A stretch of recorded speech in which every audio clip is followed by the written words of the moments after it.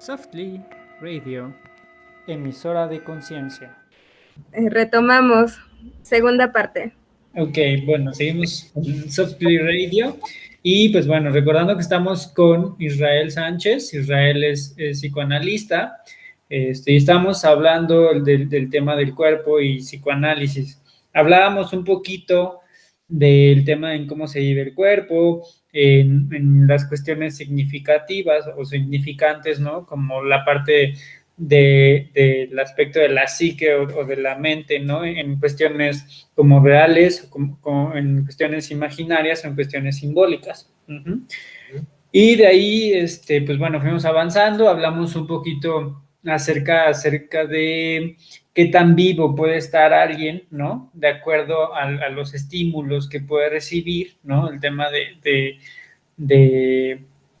del contacto, hablábamos de que si mamá y papá pueden estarle hablando al niño que está en la panza, pues va a tener como estímulos, y pasamos de ahí a temas de alimentación, ¿no? En cómo influye la forma en que uno se alimenta y posiblemente bueno, no posiblemente, de qué forma está afectada o alterada el cómo me alimento a partir de las situaciones de vida que tuve, ¿no? Hablábamos de resonancia, en que existo a partir de que el otro existe, es decir, ponías un ejemplo, que ahí fue donde nos quedamos, ponías un ejemplo de que un niño con una aplicación se tomaban la foto, 3 hermanos, pero al final solo salían 2, y entonces el que no sale busca la forma de existir, ¿no? Y entonces grita, y entonces se mueve. Yo también llegué a ver esos videos, y entonces el niño entraba como en un pánico, como en una desesperación de decir, ¿cómo le hago para existir? ¿No? ¿Cómo le hago para que me vean, y cómo hago para que las cosas que yo estoy viviendo sean reales, ¿no? Y para de alguna forma salir de esto.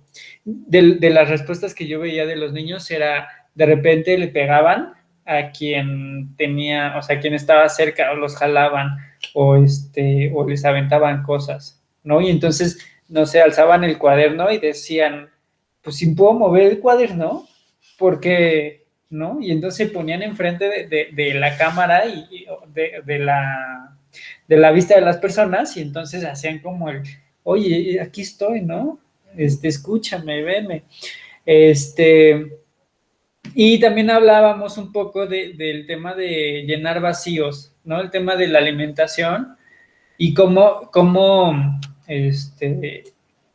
a partir de esta cuestión que estamos viviendo actualmente, en donde los padres se van a trabajar, ¿qué adaptaciones hacemos en los hijos para que los hijos, pues posiblemente no puedan llenarse de ansiedad, ¿no? O posiblemente no puedan llenarse de angustia, o tienen que estar como el tema de estar comiendo constantemente, ¿no? Lo que decías de llenar vacíos, ¿cómo llenamos esos vacíos que pueden ser a partir de la alimentación, ¿no? Para mí también me parece que mucho también puede ser a partir de estímulos visuales, ¿no? Como el celular, como videojuegos, como, no sé, redes sociales. Me parece que ya es poco el tiempo en el que podemos pasar de calidad con familiares, ¿no? O sea, si estás con la abuela, como sentarte a platicar con la abuela, con la tía, con los tíos, me parece que ya es como poco el tiempo de socialización física, ¿no?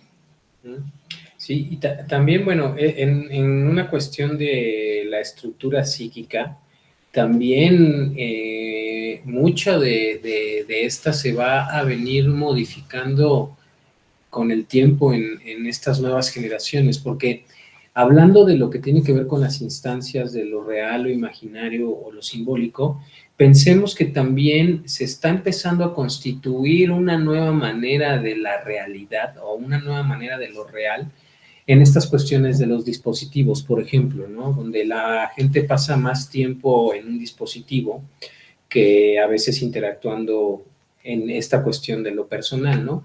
Sin embargo, Freud habla de algo muy importante que tiene que ver con el lazo social, ¿no? El lazo social es determinante también para constituir al sujeto, sobre todo también en los años de infancia, y ese lazo social se lleva a través de estos procesos de socialización, sobre todo entre los niños. Ahora, con esta nueva manera de hacer socialización a través de redes sociales, a través de plataformas y más con lo que pasa ahorita en una cuestión pandémica, pues justamente da un enfoque distinto a cómo se establece este lazo social, que es importantísimo y fundamental en el desarrollo psíquico de los niños y también en una cuestión que tuviese que ver con la constitución en el cuerpo, ¿no? Pensemos también que esta cuestión de llenar vacíos es interesante porque podría sonar contradictorio. El vacío nunca se va a llenar, ¿no? Siempre va a estar, en el sujeto siempre va a estar el vacío.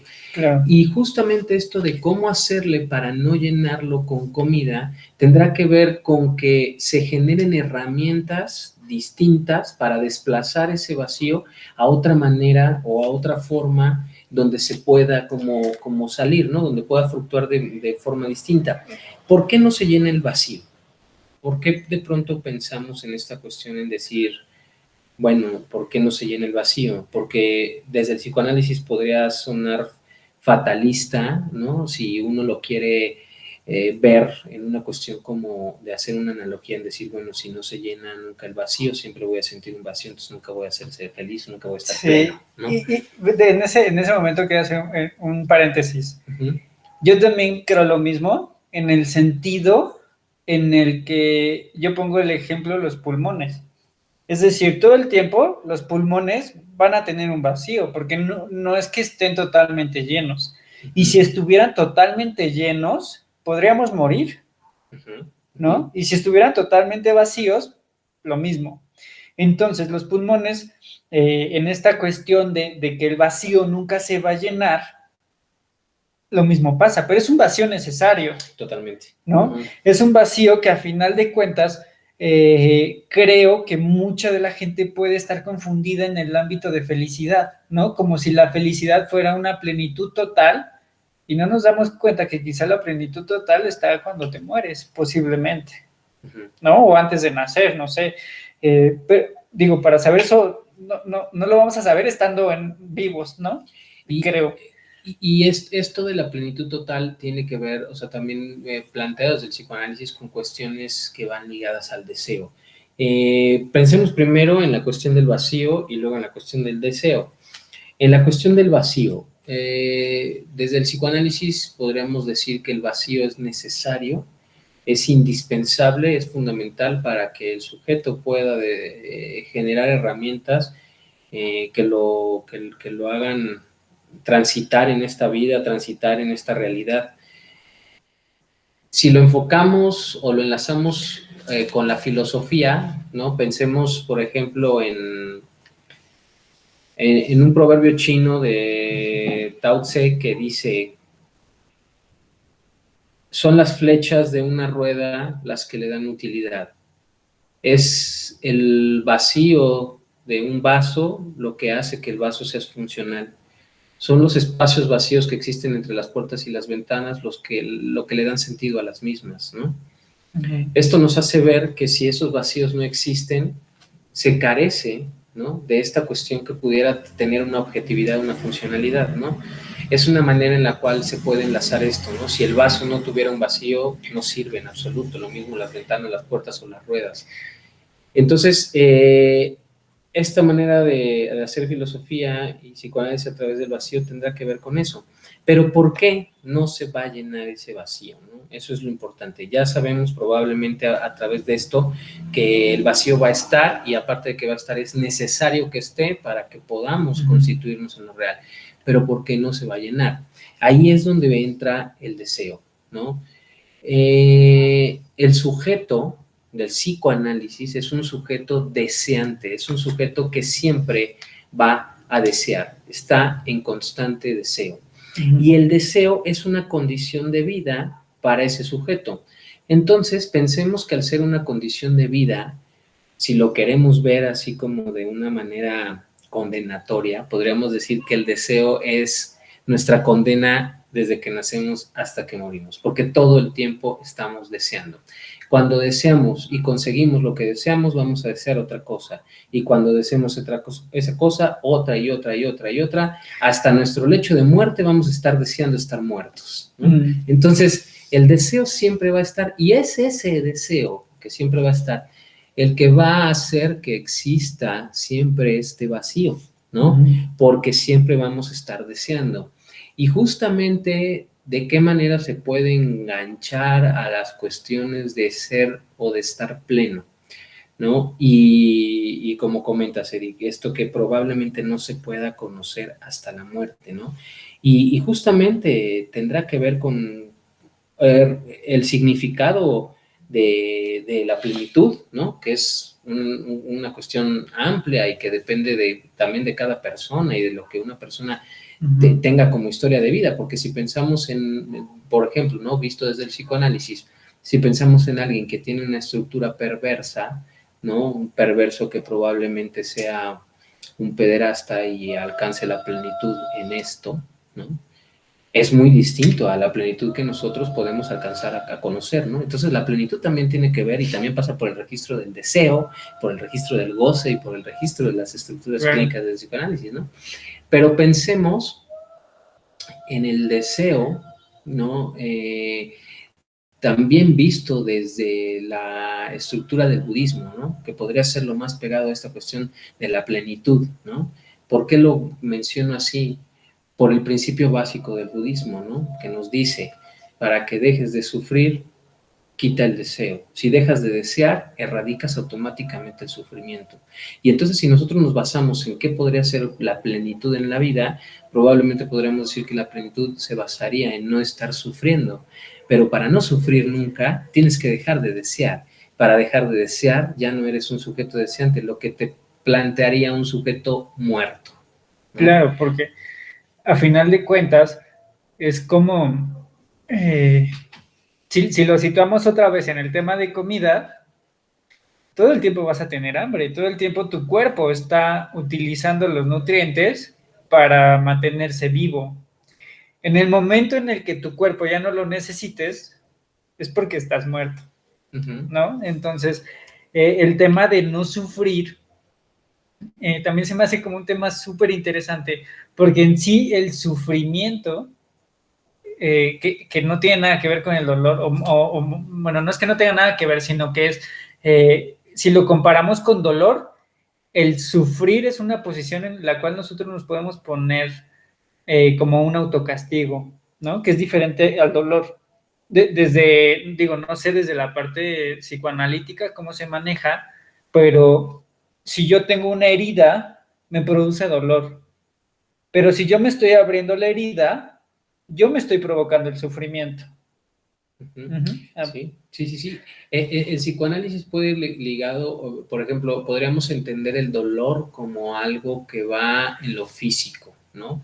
Algo que va en la emoción, que permea. El dolor puede ser como esta cosa, este rasguño, o también puede haber un dolor emocional, ¿no? Cuando se te hace un hueco aquí porque te rompen el corazón, ¿no? Claro. Podríamos hablar de dolor visto desde esto, pero el psicoanálisis podría manejar un concepto distinto haciendo alusión a cuando tú te estás haciendo esta laceración, ¿no? Aquí entraría un concepto que se llama goce, ¿no? En psicoanálisis pensemos que si lo abarcamos o si lo vemos desde la clínica, podríamos pensar, por ejemplo, en pacientes que tuvieran cuestiones de trastornos alimenticios, donde es un sufrimiento del cuerpo, ¿no? O donde hay situaciones de cutting, ¿no? Que también tienen que ver con sufrimientos corporales, ¿no? Pero que son autoimpuestos, autoflagelados por el mismo paciente, ¿no? Sí, claro, hay un goce. Ahí hay un goce, ¿no? Claro. Ahí hay un goce, y el goce es distinto del placer y es distinto del deseo, porque se sitúa incluso en otra instancia diferente, ¿no? Cuando trato de explicar a los pacientes el concepto de goce, de una manera más ligera, podríamos pensar en que el goce es cuando tienes una costra y te la estás rascando y te duele, pero al mismo tiempo sientes rico de Pero hay un estarte placer. gastando. Ay, dices, este Ajá, piquete de mosco, sí, ¿cómo? sí, Y te dicen, claro. déjate, y tú dices, no, es que está muy Claro. sabroso, ¿no? Esa cuestión puede ser una cuestión del goce, ¿no? El guácala, pero qué rico, ¿no? Y haciendo alusión a esto, se platica también, ¿no? Comentando también, cómo el goce también se determina a un nivel subjetivo en lo colectivo también, ¿no? Hay un goce, porque en psicoanálisis estamos pensando que un sujeto mentalmente sano, ¿no? Por decirlo así, es un neurótico, ¿no? Una persona con una estructura neurótica. Oye, bueno, antes de que pasemos a la neurosis, porque eso también sé que nos vamos a extender, yo quisiera tocar un tema con la cuestión de deseo, goce y placer. Ok. Voy a poner el ejemplo de alguien que es infiel. Uh-huh. Conscientemente, posiblemente, quien engaña sabe que no es lo más ético, ¿no? Sabe que si de alguna forma está siendo infiel es porque no hay, o sea, está faltando a una moral o a algún algo, ¿no? Pero ¿qué pasa cuando de alguna forma nos volvemos cómplices de esto? Es decir, yo sé que mi pareja me es infiel o me fue infiel, me prometió que ya no iba a volver a ser infiel, después de un tiempo lo volvió a hacer y me volvió a prometer que no lo iba a volver a hacer y entonces van 2 veces que lo hace y decido conectarme con que yo lo quiero perdonar o la quiero perdonar, ¿no? El tema del deseo, de yo deseo a mi pareja, ¿no? ¿Qué tanto puede haber un goce o un placer de las dos partes? ¿No? Claro. Justamente un poco esto tiene que ver o inclinado a esta cuestión de lo neurótico, ¿no?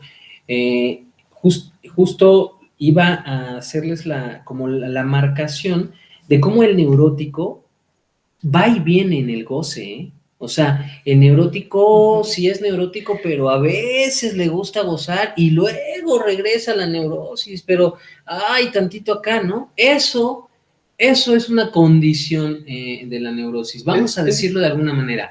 El neurótico tiene un lazo perverso al goce, ¿no? Claro. Está ligado ligeramente al goce, pero ¿qué es lo que puede determinar, ¿no? Esta cuestión, son muchos los factores, pero más o menos con el escenario que se está planteando, tenemos que pensar primero en una cosa, ¿qué puede determinar, ¿no? Hasta qué punto el neurótico está gozando y hasta qué punto ese goce ya es perverso, ¿no? O sea, ¿dónde podríamos decir, yo soy un neurótico que de pronto goza y decir, este es un perverso que está ahogado en el goce constante, que no va y viene, ¿no? Que ya se establece ahí. Y una de las cosas que pudiese determinar, ¿no? En gran parte, la cuestión del goce tiene que ver con el concepto de la culpa, ¿no? La culpa en psicoanálisis es también importante y este es un ejemplo donde podríamos ver de qué manera la culpa juega una función importante. Pensemos en el ejemplo que me das. Si yo soy infiel y después de cometer la infidelidad entro en un proceso de culpa y empiezo a decir, no lo debí de haber hecho, nos habrán visto, tengo que pedir perdón, esto no, pum, pum, pum, y la culpa me calcome, ¿no? Soy una persona neurótica 100%, ¿no? Es más, sería sano que estuviera ahogado en esa culpa, ¿no? Claro. Pero si yo cometo el mismo acto y no siento absolutamente un gramo de culpabilidad, en ese sentido, sí, si llena mi todo, ¿no? Y no me hace sentir en lo cultural una culpa, estamos hablando de una persona que tiene una estructura sumamente perversa, que es una estructura perversa, ¿no? Que está ahogado en el goce, ¿no? Que no va y viene, ¿no? Eso podría determinar, vamos a decir, un poquito, ¿no? Pero en el planteamiento donde alguien lo tolera y donde se vuelve una situación repetitiva, ¿no? Si ya me pidió perdón, pero lo vuelve a hacer y yo vuelvo a ceder, ¿no? Y todo esto, eso se determina también a través de las funciones paternas y maternas que esos sujetos hayan tenido en su infancia. Claro. ¿No? Y eso va a determinar la elección de objeto de deseo, ¿no? Que en este sentido, o sea, me gustaría como añadir un poco. Voy a cambiar también de ejemplo. ¿Qué pasa cuando alguien toma y se va a jurar, ¿no? Y entonces dice, voy y juro, y entonces digo hay una que... culpa. Ajá. Entonces hay algo que me impone no hacerlo, aunque mi deseo está, ¿no? O sea, el deseo de hacerlo está, pero hay algo más grande, quizá moral, conmigo mismo o con algo superior, ¿no? Con alguna cuestión religiosa, no sé. Y entonces ya la gente va y deposita en eso como voy a cumple con esa situación. Y entonces una vez cumplido es como, bueno, como ya cumplí, tengo el permiso de volver a hacerlo, ¿no? Tengo el permiso de volver a tomar. Y creo que hay una delgada línea entre que ya no te importe nada o lo dejes de hacer, ¿no? O sea, como decir, bueno, pues quizás no quiero volver a jurar, ¿no? O quizás no quiero volver a engañar. Pero ¿y si sí? O sea, pero ¿y si sí lo haces? Entonces ahora la brecha es cada vez más extrema, porque entonces ahora cada vez se va a volver más fácil engañar o cada vez se va a volver más fácil tomar y volver a jurar, ¿no? Y entonces se vuelve esta neurosis funcional, ¿no? O esta perversión se vuelve funcional. Y entonces hay una frase que me gusta mucho que dice, no vivas el placer por el placer, que significa que si a final de cuentas la persona engañó, toma mucho, no sé, fuma, o no sé, cualquier cosa que para esa persona sea negativo, el momento en el que lo haga, tenga todo el sentido para hacerlo, ¿sí? Me refiero como a, ok, ¿vas a engañar? Ok, solamente asume que debe tener todo para ti, todo el sentido, y que asumes toda la responsabilidad hacerlo, ¿no? Fíjate, y este planteamiento es el ejemplo claro de la neurosis a más no poder, ¿no? Claro. Estructurar la infidelidad, ¿no? Claro. Es así saberlo, ¿no? Decir, voy a ser infiel. Softly Radio, emisora de conciencia.